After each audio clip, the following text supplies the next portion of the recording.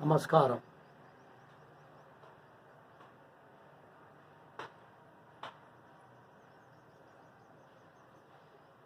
Good morning students. మీరందరూ కూడా ప్రభుత్వ ఆదేశాల మేరకు జాగ్రత్తలు వహిస్తూ మీ ఆరోగ్యాన్ని కాపాడుకుంటున్నారని భావిస్తాను. ఈరోజు మనం స్వాతంత్ర ఉద్యమానికి దోహదం చేసిన పరిస్థితుల గురించి తెలుసుకుందాం. నిజానికి భారతదేశ స్వాతంత్రోద్యమము కేవలం భారతదేశానికే కాకుండా యావత్ ప్రపంచానికి కూడా ఆదర్శనీయం, మార్గదర్శకం.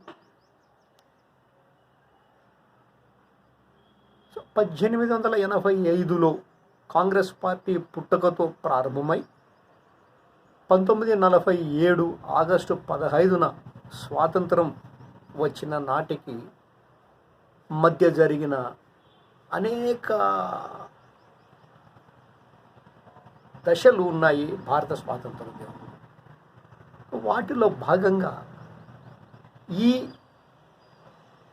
ఈనాడు మొదటి భాగాన్ని చూద్దాం. అంటే మొదటి అంశాన్ని, స్వాతంత్రోద్యమానికి ఏ పరిస్థితులు మన వాళ్ళను ఉసిగొల్పాయి.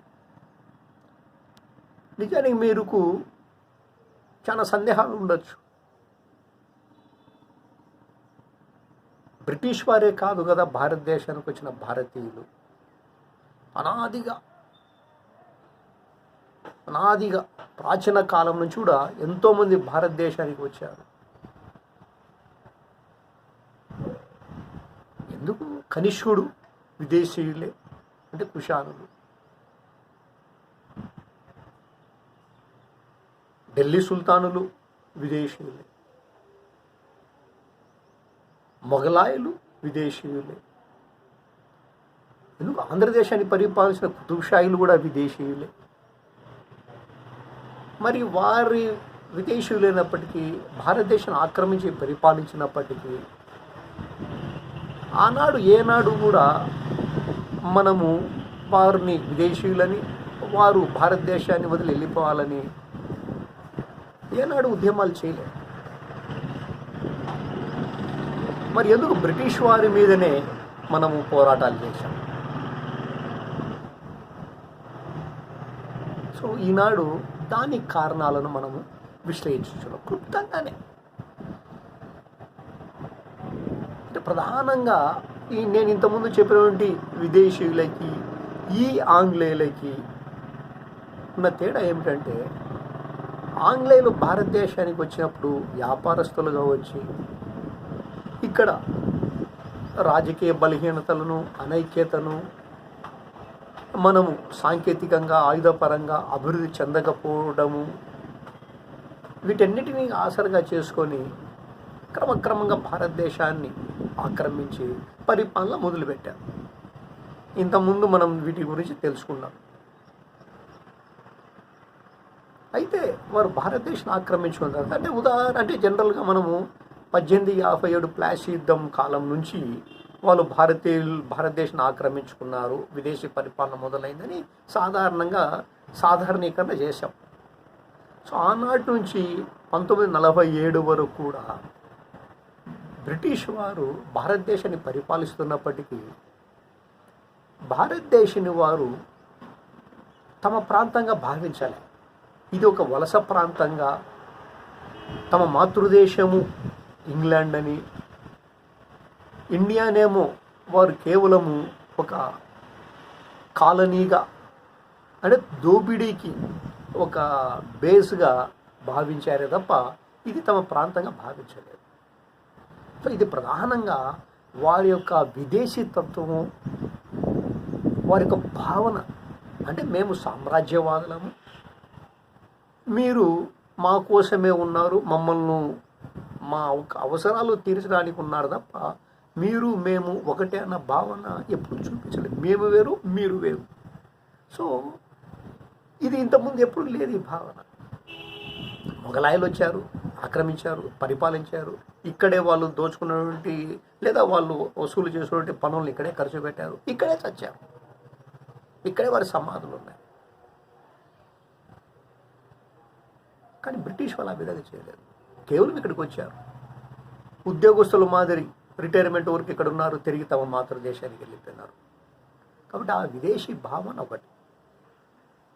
ఇంకొకటి ఏమిటంటే వారి యొక్క పరిపాలన విధానం కూడా ఒక విధంగా చెప్పాలంటే పరోక్షంగా మనలో ఆ భావాన్ని కలిగేది. మనలో ఒక రాజకీయ ఐక్యతను తీసుకొచ్చింది.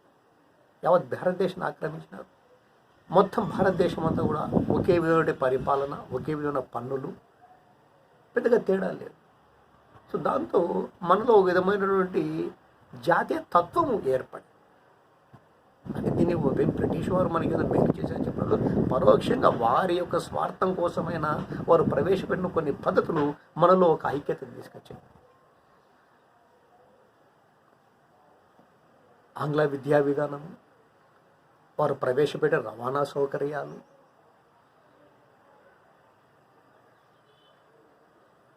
తర్వాత కొన్ని రచనలు, ఇవన్నీ కూడా మనలో కొంత చైతన్యాన్ని తీసుకొచ్చాయి. వార్తాపత్రికలు కూడా దాదాపు 1875 నాటికే సుమారు భారతదేశ వ్యాప్తంగా ఆంగ్ల పత్రికలు, తర్వాత ప్రాంతీయ భాషా పత్రికలు 400 పైచిలకు ఉన్నట్టు మనకు రికార్డు ఉంది. కొన్ని పత్రికలు అంటే బ్రిటిష్ వారికి అనుకూలమైనటువంటి పత్రికలు ఉన్నప్పటికీ చాలా మటుకు స్థానికంగా భారతీయులు ఒక తమ దేశాన్ని వారు దోపిడీ చేస్తున్నటువంటి భావనతో ప్రజలు చైతన్యపరచడానికి వార్తాపత్రికల ద్వారా ఎంతో కృషి చేశారు. తర్వాత ఆనాటి సామాజిక ఉద్యమాలు కూడా భారతీయులను చైతన్యపరిచాయి. బ్రిటిష్ వారు మనల్ని మూర్ఖులని, ఆటవికులమని, అనాగరికులమని చెప్పినప్పటికీ ఆనాటి ఉద్యమకారులు, సాంఘిక ఉద్యమకారులు, సంఘ సంస్కర్తలు రాజా రామ్మోహన్ రాయ్, యశ్వంత్ విద్యాసాగర్, జ్యోతిబా ఫులే, డాక్టర్ బిఆర్ అంబేద్కర్, సుబ్రహ్మణ్యం భారతి, వీరేశలింగం గారు, ఇట్లా అన్ని ప్రాంతాలలో సంఘ సంస్కర్తలు ఉద్యమాలు చేసి భారతీయులు ఒక విధమైనటువంటి స్ఫూర్తిని నింపాయి. సో ఓ పక్క ఇటువంటి భావాలు భారతదేశంలో క్రమంగా కలుగుతూ ఉంటే, ఇంకొక పక్క బ్రిటిష్ వారి పరిపాలన, దుర్మార్గ పరిపాలన భారతీయులను బాగా రెచ్చగొట్టి, వారి ఆర్థిక విధానాలు, విపరీతమైన పన్నులు, జాతి దురహంకార ధోరణి, ఇవన్నీ కూడా భారతీయులను సమైక్యపరిచాయి. క్రమక్రమంగా ఆనాడు బ్రిటిష్ వారి విద్యా విధానం వల్ల కొంత మేలే జరిగింది మనకి. అంటే వారు మనకు విద్యా విధానాన్ని అవలంబించింది 1813 రైల్వే చట్టం ద్వారా తక్కువ జీతాలు క్లర్కులు తయారు చేసుకోవడానికి. అయితే పరోక్షంగా ఆ విద్యా విధానం వల్ల అంతవరకు చదువుకు దూరమైనటువంటి వ్యక్తులు, సాంఘిక సంఘంలో ఉండే అనేక వర్గాల వారు చదువుకోవడం మొదలుపెట్టారు.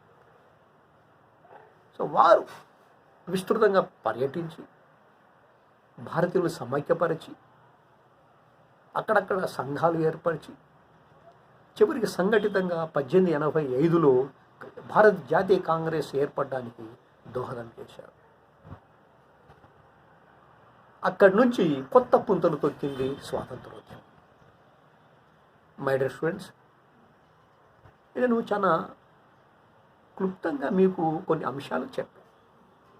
ఎందుకు భారతదేశంలో స్వాతంత్రోద్యమము ఆవిర్భవించింది అంటే బ్రిటిష్ వారి దుర్మార్గ పరిపాలన, జాతీయ దురహంకారము, అణచివేత ధోరణులు, ఎప్పటికీ మేము మీరు వేరు అన్న భావన వల్ల భారతీయులకి ఓహో వీరు పరాయి వాళ్ళు, వీరి తరిమి కొట్టాల్సినటువంటి అవసరం ఉంది అన్నటువంటి భావాలు కలగడం, దానికి అనుగుణంగానే ఆనాడు వచ్చినటువంటి విద్యారంగంలో మార్పులు, రవాణా రంగంలో మార్పులు, వార్తాపత్రికలు, సంఘ సంస్కరణలు ఇవన్నీ కలిసి 1885 నుంచి ఉద్యమాన్ని మరింత ముందుకు పోయడానికి దోహదం చేసింది. తర్వాతి వీడియోలో మనము 1885 తర్వాత ఏం జరిగిందని తెలుసుకుందాం. జై హింద్.